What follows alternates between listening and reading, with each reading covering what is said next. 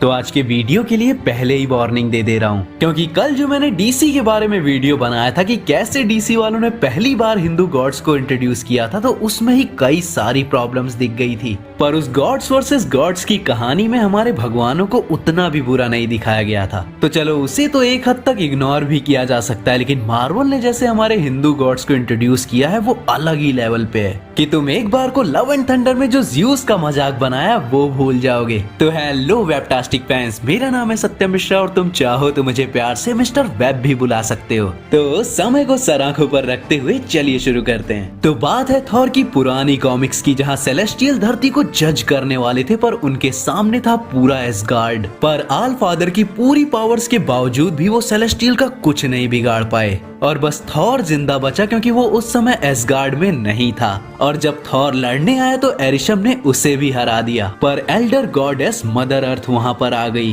12 नए chosen God's के साथ और एरिशम से डील कर ली उन गॉड्स के बदले दुनिया के बचाव की। वो मदर अर्थ एक सिंगुलर गॉडेस थी, मतलब हर धर्म में उन्हें अलग अलग नामों से पुकारा जाता था, लेकिन थी तो वो हमेशा से एक ही धरती माँ। और वो थॉर को बताती हैं कि अगर तू अलग अलग गॉड्स के पास जाकर उनसे उनकी कुछ पावर्स ले लेगा तो शायद तू अपने गॉड्स की आत्माओं को उनके शरीर से मिलाकर उन्हें वापस से जिंदा कर पाएगा। और थॉर ऐसा ही करता है। सबसे पहले वो जाता है ओलंपियंस के पास और कुछ देर समझाने पर ज़्यूस उसकी बात मान जाता है और उससे अपनी पावर्स दे देता है। फिर वो जाता है इजिप्शियन गॉड्स के पास, चाइनीज गॉड्स के पास, जापानीज गॉड्स के पास, अफ्रीकन गॉड्स के पास, ऐसे कर करके वो हर गॉड्स के पास जाता है और वो सारे उसे अपनी पावर्स देने को तैयार हो जाते हैं। और फिर वो जाता है उसकी आखिरी जगह पे जो था निर्वाणा, यानी हिंदू देवी देवताओं का घर। विष्णु जी बोलते हैं कि मैं जीवन का रक्षक होने के नाते चाहूंगा कि तुम्हारा संसार बचाया जाए, लेकिन यहाँ त्रिमूर्ति का फैसला चलता है। तभी ब्रह्मा जी बोलते हैं कि मैं क्रिएटर होने के नाते बोलूंगा कि अंत ही नई शुरुआत है।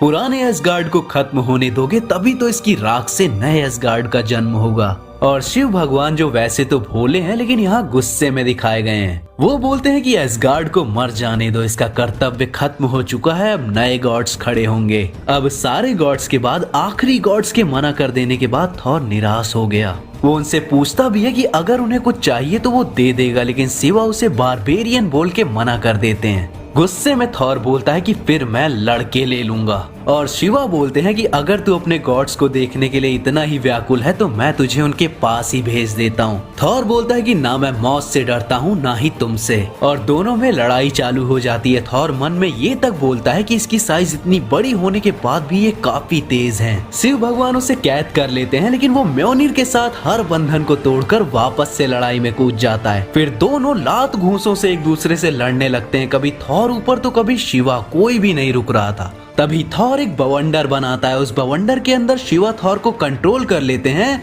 लेकिन जैसे ही वो थॉर के हथौड़े को रोकने की कमांड करते हैं वो देखते हैं कि वो निर्वाणा में नहीं बल्कि बायफ्रॉस्ट में है, एसगार्ड जाते हुए। ये बवंडर थॉर का छलावा था और थॉर बोलता है कि आप अपनी जगह पे ज्यादा ताकतवर हो सकते थे लेकिन यहाँ नहीं, और वो शिवा का हथियार तोड़कर उनको मारने लगता है। शिवा बोलते हैं कि तुम किसी खाली हाथ वाले को मारोगे अपने हथियार से, तो थॉर अपना हथौड़ा रखता है और खुद हाथों से लड़ने लग जाता है। फिर शिवा बोलते हैं कि मैं डिस्ट्रॉयर हूँ, मैं ये तुम्हारे एथिक्स से बंधा नहीं हूँ, मेरा सीधा सा काम है बैलेंस लाना तबाही और डेथ से। और थॉर बोलता है कि मैं एवेंजर हूँ और मैं ग्लोरियस भगवानों की यादों के साथ यहाँ आया हूँ और कोई मौत के देव भी मुझे नहीं रोक सकते। फिर वो शिवा को एक मुक्का मारता है, उनके बाल पकड़ता है और उन्हें उठा के बोलता है कि लाइफ फोर्स दोगे या नहीं, या फिर मैं तुम्हें वॉइड में फेंक दूं। और शिवा बोलते हैं कि ठीक है, तू जीत गया इस बार और मैं तेरी इच्छा पूरी करता हूँ। तो शिवा से लाइफ फोर्स लेकर उन्हें गुस्से में पीछे छोड़ते हुए थॉर जाके अपने गॉड्स को रिवाइव कर देता है।